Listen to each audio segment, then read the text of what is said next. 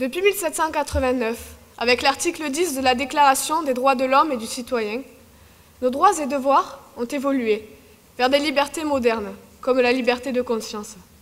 Elle est intime et concerne les convictions profondes de chacun.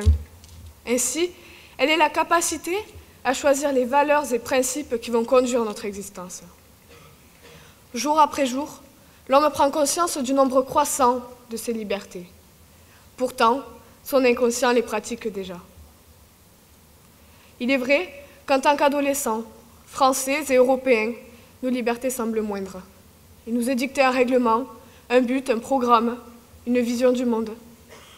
Notre conscience a-t-elle une place? Loin est mon but de blâmer la loi, les règles ou l'enseignement. Or, l'esquisse de notre vie est déjà tracée. C'est pour cela qu'aujourd'hui je suis là, pour défendre ma liberté de conscience et celle de la jeunesse. J'en suis le porte-parole. Il nous est souvent reproché d'être inconscients, de franchir les limites. Celui qui a du vécu nous perçoit insouciants, tête en l'air, vivant au jour le jour. Ne l'a-t-il pas déjà été? Peut-il nous condamner pour un état qu'il a connu ou même pour être les futurs acteurs du monde? Certains d'entre nous ne peuvent pas se démarquer à cause de peur, de l'impact des réseaux sociaux et des médias, du jugement de la société. Ceux-là sont ceux dont la liberté de conscience est la plus en danger, car la liberté de conscience est dans un sens général la liberté d'être soi-même. N'ayez pas peur d'affirmer votre conscience et de la démontrer dans le but de lui donner la possibilité de rivaliser avec celle des autres. Même si leur inégalité reste inévitable. Regardez seulement entre un adulte et un enfant ou entre un inculte et un savant.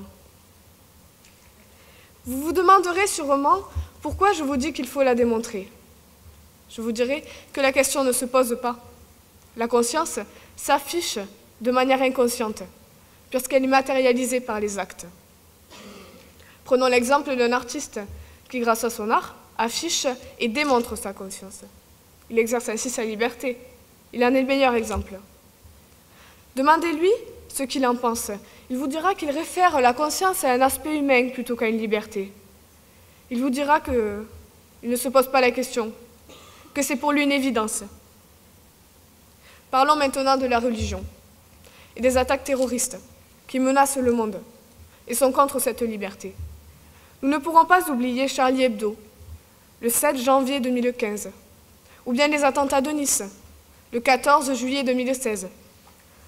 En quoi, dans ces situations, notre conscience est-elle libre? Nous perdons cette liberté.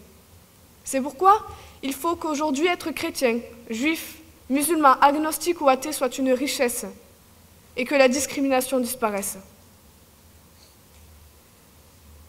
Tout ce respect que nous nous devons les uns aux autres implique la laïcité, qui à elle seule peut déboucher sur la tolérance. Laïcité qui, ne l'oublions pas, a pris son sens en 1905, avec la loi de séparation des églises et de l'État. Personne ne veut d'un avenir incertain, d'une paix en danger ou d'un monde assassin. Et pourtant, voilà que tout ceci nous effraie. L'extrémisme des uns, la violence des autres, l'ignorance des pauvres. Nous sommes angoissés par le futur, bien sûr, mais aussi par notre présent. Pourtant, la conscience doit nous permettre d'affronter la réalité et de vivre pleinement notre existence.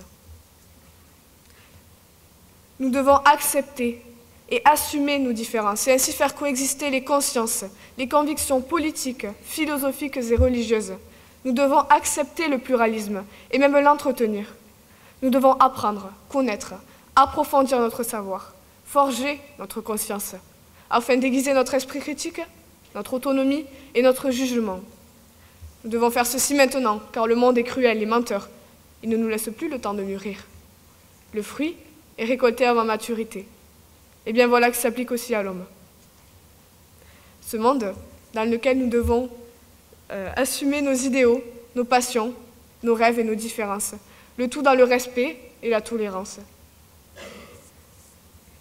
Notre République nous donne la possibilité d'assumer notre conscience et d'accepter celle des autres, mais aussi et surtout de profiter de cette liberté qui, nous l'espérons, fera partie de notre avenir et de celui des générations futures. Merci.